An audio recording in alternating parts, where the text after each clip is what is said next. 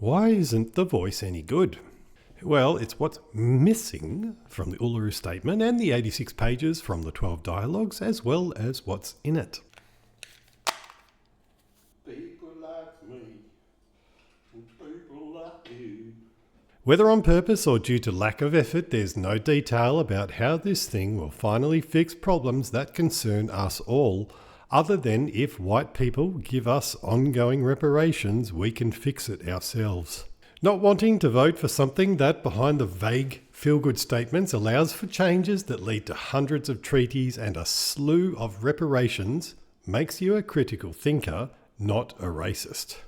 Asking all non-Aboriginal people to pay ongoing reparations for past, present and future acts, whether real, fabricated, falsified or exaggerated, tells Australians two things. 1. All Australians and the little tackers in primary school, once they grow up and their children's children, are to be financially punished or rewarded for either the colour of their skin or the place they were born, while all being born in the same country without choice. 2. It continues this racist notion that Aboriginal people will always be past, present and emerging victims because of their heritage, that they can only succeed if white people pay their way. It is essentially an ongoing system of welfare with a new name, reparations. And welfare has been the great decimator of certain groups around the Western world since its introduction last century. The intentions of welfare were good, the outcomes were not. A big problem is it doesn't represent all Aboriginal clans or people in any way, shape or form. Not only do many Aboriginal people not want the voice or the treaties or a black parliament or new states and territories, and on the list goes, but many Aboriginal people were not included in the process and still are not. Surely that matters to yes voters. It promotes this incredibly racist view that all Aboriginal people think and want for the same things and are not individuals. It relies on making a decision based on emotion rather than reason.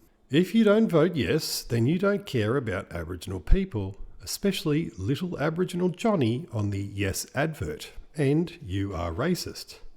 But why? By ticking yes for something which provides only one race to have its own parliament, laws, its own states and territories, while having all other races and future generations of those races pay for all of that ongoing, seems pretty racist. Imagine as an adult voting yes, you describing all this and justifying it to a room full of little innocent children. Or imagine little Johnny explaining to his classmates that they need to start paying the rent by giving him their hard-earned pocket money, and he then goes and plays on the Aboriginal-only playground with all his tuck-shop food. As Australians care about Aboriginal people, emotional manipulation is being used on us, and often because emotion can override or prevent reason. People voting no are not emotionless and certainly care about little Johnny. But in using reason and research, because no detail was provided, can easily foresee past the adult-created lines fed to Johnny by communist or communist-loving people such as Teela Reid and Thomas Mayo.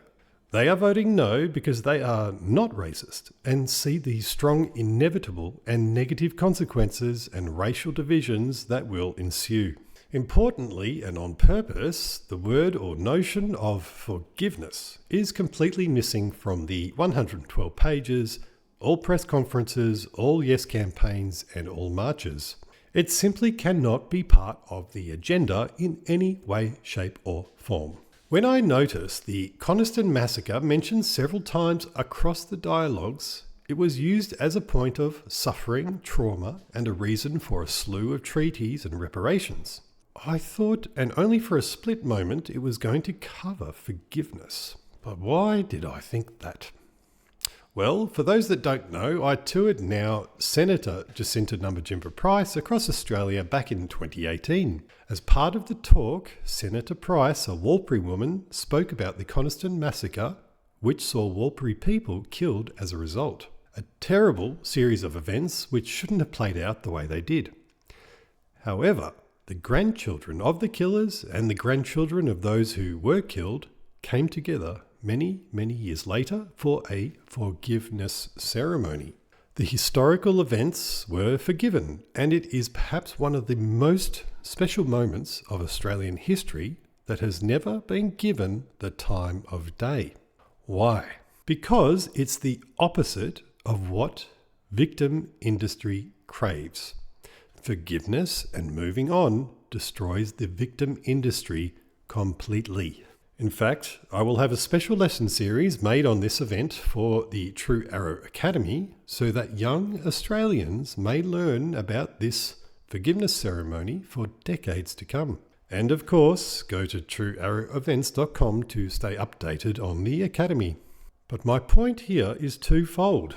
Not only are the people who made the Uluru Statement referring to the Coniston murders as a point for demanding such things as a black-only parliament, a black-only political party, the creation of new states and territories, an absolute slew of treaties and reparations for such past injustices, representation at the United Nations, re-education for white Australians and other such things as renaming Australia Day and changing the Australian flag, and all of this based purely on racial heritage, but there is no want for forgiveness at all. None, zero, zilch. So while those who are voting no are apparently closet racists or colonial oppressors, it might be worth asking, are those who are pushing yes, day in and day out, actually being unintentionally racist in this case? Signing off. It's a damn shame. Peace out. Sick as a dog. You're not going to lose your backyard. Nobody's going to lose anything. A few moments later. You don't own the land, we do. Get off it, please. Off our land. We might put up a great big fence and cut all of your views. Before you like, go Google some shit and educate yourself. Exclusive native title right to the exclusivity of all others.